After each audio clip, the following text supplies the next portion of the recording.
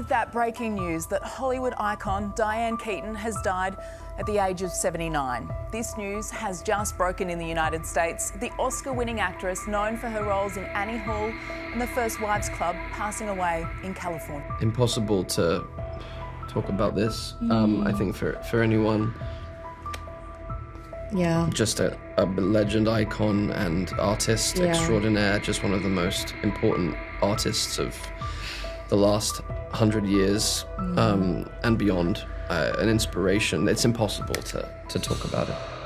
The world of cinema, a universe built on light and illusion, has been torn apart by a profound and very real grief. Its golden lights have dimmed, its heart now lies fractured, as Diane Keaton, one of the most luminous, authentic, and beloved souls ever to grace Hollywood, has departed this life at the age of 79. On the morning of October 11th, 2025, in the quiet stillness of her California home, the final breath of a woman who redefined truth and tenderness on screen slipped quietly into eternity, leaving a silence that feels almost unbearable. When the news broke, the world seemed to take a collective pause. How do you say goodbye to a woman who made generations of people feel seen, especially in their loneliest and most awkward hours? Her passing has left a hollow ache, not only in the hearts of her family and friends, but in the very soul of a culture she helped to shape. For more than 5 decades, she was not merely an actress playing a part. She was an era, a feeling, a revolution in quiet courage. She was the hesitant strength of Kay Adams, the chaotic charm of Annie Hall, the fiercely loving mother in Father of the Bride. She was the quirky, fearless, and endlessly human heartbeat of a golden age in American filmmaking. Yet, behind that unforgettable and often trembling smile was a lifetime of solitude and sorrow that no spotlight, no matter how bright, could ever fully disguise. The woman who made millions laugh was, for much of her life, wrestling with her own silent battles, a truth that makes her on-screen bravery all the more profound. Time,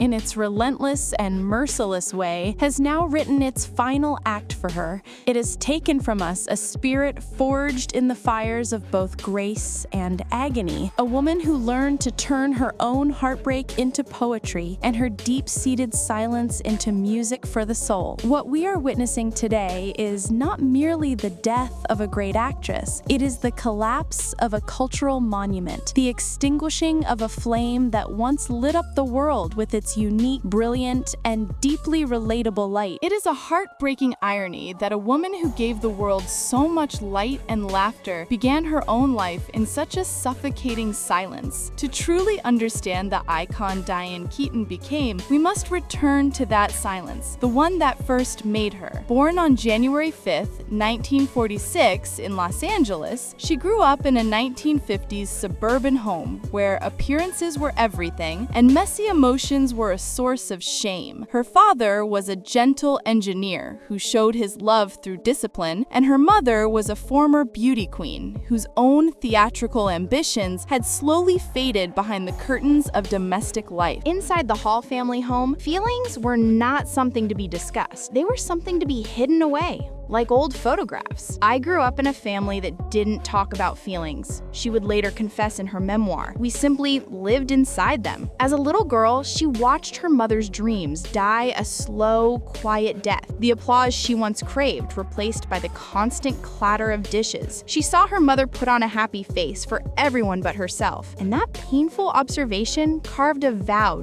deep into her young heart. I will not live my mother's life. While other girls in her neighborhood dreamed of marriage and white picket fences, Diane dreamed of escape. She dreamed of scripts, of stage lights, of a world where she could finally exist as her own, unfiltered creation. Her salvation arrived in a high school drama class, under the trembling glow of a theater spotlight. It was there, playing characters full of passion and pain, that she said she felt truly seen for the very first time. For the young Diane, acting wasn't a performance or a hobby. hobby. It was a lifeline. It was survival. In 1966, at just 20 years old, she packed those dreams and all of her hidden pain into a single, worn suitcase and left Los Angeles for the roaring chaos of New York City. The first gust of icy city wind struck her like a merciless truth. She found a tiny, cold apartment on the Upper West Side, a room where the radiator coughed instead of warming, and the walls were so thin she could hear her neighbors' arguments bleed directly into her dreams. New York was not a fairy tale. It was a brutal test of endurance. Her days were a blur of rejection. Mornings were spent in endless lines for auditions that often ended before they even began. In tiny rooms above coffee houses, filled with cigarette smoke and disappointment, casting directors called her too tall, too strange, or simply not the type. The words clung to her like frost, but her will remained unbroken. By night, she was a waitress, serving tables where no one remembered her face, or a singer in smoky basement clubs, her trembling voice rising above the noise for a few dollars in a glass jar. This was also the time her silent battles took on a dangerous physical form. The immense pressure and feelings of inadequacy led to a devastating struggle with bulimia. For years, she hid the secret, a cycle of control and release that left her feeling even more isolated. Dinner was often just tea and half a slice of bread. She pawned old shoes to pay her rent and walked for miles across the freezing city to save a nickel on bus fare. The city was deafening, she would later say, but I had never felt more unheard. After 2 long, punishing years of near starvation, constant rejection, and a secret eating disorder, the call came that would finally change everything. The groundbreaking Broadway musical Hair was looking for someone raw, unpolished, and painfully real. Diane auditioned barefoot, nervous, and trembling, but for the first time, she wasn't performing for approval. She was performing to survive. The director watched her in silence and then whispered the words that would change her life. Don't change a thing. The snow of New York soon melted into the hot, blinding glare of the Hollywood spotlight. The suffocating silence that had once defined her life was replaced by applause so loud it seemed to echo across the entire world. In 1972, The Godfather came first, and with it, the beginning of everything. Then,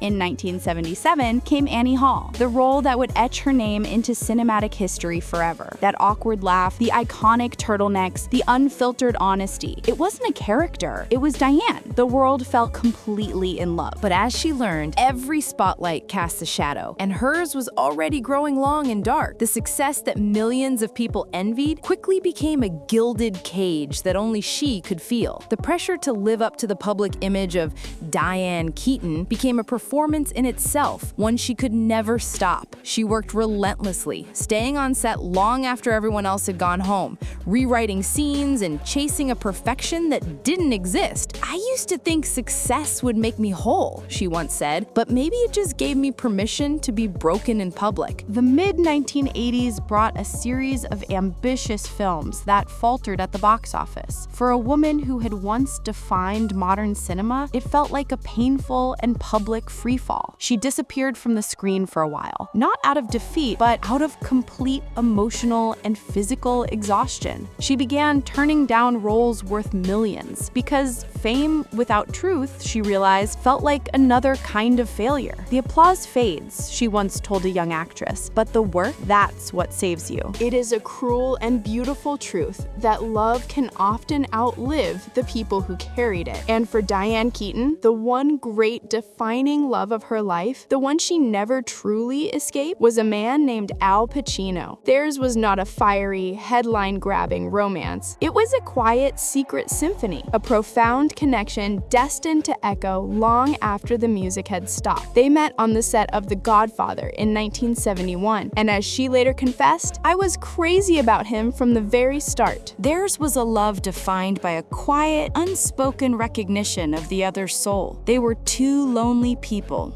who understood the ache of wanting the entire world and still feeling painfully incomplete. For Diane, it was a pure and dangerous love, unclaimed and undefined, but absolute. In the quiet moments between takes, she allowed herself to imagine a different kind of life, one with Sunday mornings, children with his dark eyes, and a small house by the sea where their love could finally rest. But Al Pacino was a man haunted by distance. Fame frightened him, and commitment, he admitted, felt like a cage. By 1990, during the filming of The Godfather Part 3 in Rome, Diane was 44 years old. She knew after 20 years of waiting that she couldn't live in the in-between anymore. One evening, beneath the slow falling light of a Roman dusk, she finally gave a voice to the ache she had carried for 2 decades. Marriage or goodbye, she whispered. There was no storm, no fight, just the unbearable stillness of a man retreating deep into himself. That gentle, devastating silence was his answer. The woman who had waited 20 years for a commitment realized in that moment that she would die without ever hearing it. That night, she quietly packed her bags, and before dawn, she left Rome forever. In surviving that impossible love, Diane Keaton became something more than a star. She became proof that some hearts are simply too vast to be held completely by one lifetime. In the same cruel breath that Diane watched the great love of her life slip away in silence, fate struck again with another even more brutal blow. Just weeks after returning from Rome with a shattered heart, her father collapsed. The diagnosis was merciless, a brain tumor. 2 profound heartbreaks,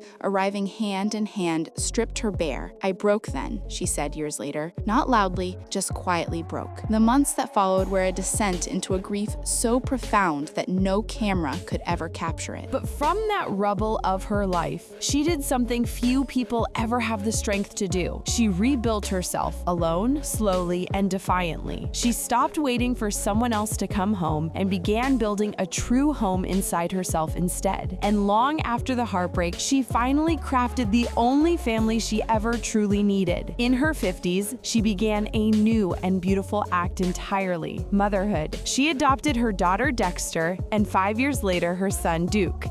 They saved me, she would later say. I thought I was done with love, and then they arrived, and suddenly everything began again. On the morning of October 11th, 2025, the California sun rose gently over her beloved Brentwood home. Her daughter Dexter was the first to notice the profound stillness. She found her mother resting peacefully in her favorite armchair, her head tilted towards the window as if lost in a beautiful thought. There had been no struggle, no sound, just a quiet breath that had finally slipped into eternity. The family statement was simple and perfect. Diane Keaton passed peacefully at her home, surrounded by light, love, and the world she built with her own hands. The news broke at dawn in Hollywood, and the world seemed to stop. Tributes poured in from every corner of the globe, from the titans of the industry she had worked with for 50 years. Al Pacino, her once great love, released a simple, trembling statement: "She was my heart's quiet mirror." Meryl Streep wrote, "She made vulnerability heroic." Woody Allen, in a rare public reflection, said, "There was no Diane Keaton before her, and there will be none after." But the grief was not just cinematic, it was deeply personal. An entire generation saying goodbye to its mirror. In the end, Diane Keaton's greatness could never be contained by the borders of a screen or the echo of applause. Her brilliance lived in the way she chose gentleness over grandeur and raw truth over spectacle. She was living proof that grace could be fierce, that kindness could be defiant, and that even a lifetime of silence could eventually learn to speak louder than fame ever could. Her story was never about endless triumphs. It was about quiet endurance, the kind that rises after heartbreak and outlasts the applause. For Diane Keaton, legacy was never something she sought. It was something she simply and beautifully became.